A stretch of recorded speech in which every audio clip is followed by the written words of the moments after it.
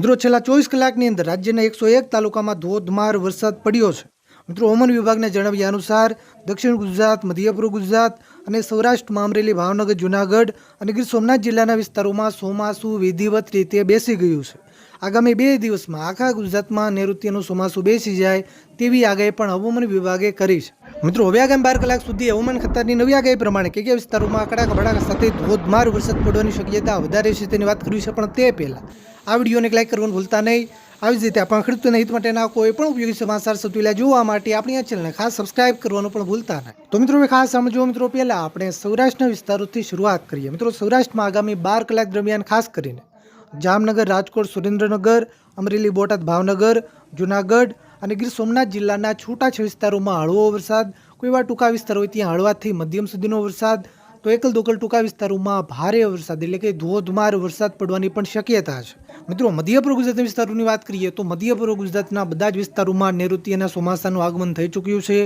આગાહી પ્રમાણે અમદાવાદ, આણંદ, ખેડા, મહીસાગર, દાહોદ, પંચમહાલ, છોટાઉદેપુર અને વડોદરા જિલ્લાના છૂટાછવાયા વિસ્તારોમાં આગામી 5 દિવસ દરમિયાન હળવો વરસાદ પડી શકે, કોઈ એવા ટૂંકા વિસ્તાર હોય ત્યાં મધ્યમ સુધીનો વરસાદ પડી શકે।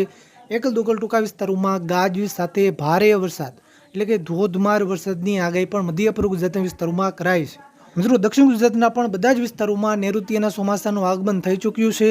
આગામી 5 દિવસ સુધી દક્ષિણ ગુજરાતમાં મધ્યમથી ભારે વરસાદની આગાહી છે, જેમાં ભરૂચ જિલ્લો હોય, નર્મદા હોય, સુરત, નવસારી, વલસાડ, તાપી અને ડાંગ જિલ્લાના છૂટાછવાયા વિસ્તારોમાં હળવાથી મધ્યમ વરસાદ, તો કોઈ એવા ટૂંકા વિસ્તાર હોય ત્યાં મધ્યમથી લઈને ભારે સુધીનો વરસાદ પણ પડી શકે। મિત્રો ઉત્તર ગુજરાતમાં પણ ખાસ કરીને સાબરકાંઠા, બનાસકાંઠા, મહેસાણા, ગાંધીનગર અને અરવલ્લી જિલ્લાના છૂટાછવાયા વિસ્તારોમાં હળવો વરસાદ, કોઈ એવા ટૂંકા વિસ્તાર હોય ત્યાં હળવાથી મધ્યમ સુધીનો વરસાદ, તો એકલ દોકલ ટૂંકા વિસ્તારોમાં મધ્યમ કરતાં પણ થોડો વધુ વરસાદ પડી શકે।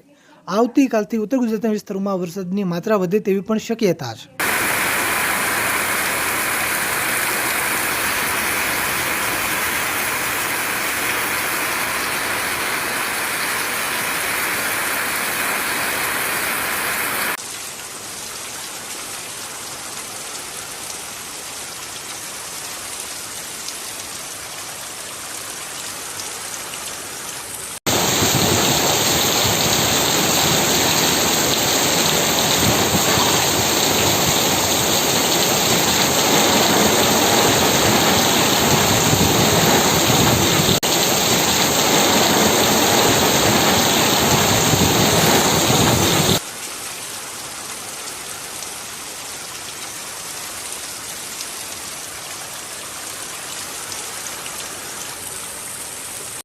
તો તમારા વિસ્તારમાં કેવું વાતાવરણ છે, વરસાદ છે કે નહીં, તાપ છે કે તડકો છે, નીચે કોમેન્ટ કરવાનું ભૂલતા નહીં।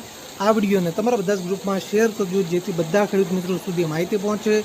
આવી જ રીતે આપણા ખેડૂતોના હિત માટેના કોઈ પણ ઉપયોગી સમાચાર સૌથી પહેલા જોવા માટે આપણી ચેનલને ખાસ સબસ્ક્રાઇબ કરવાનું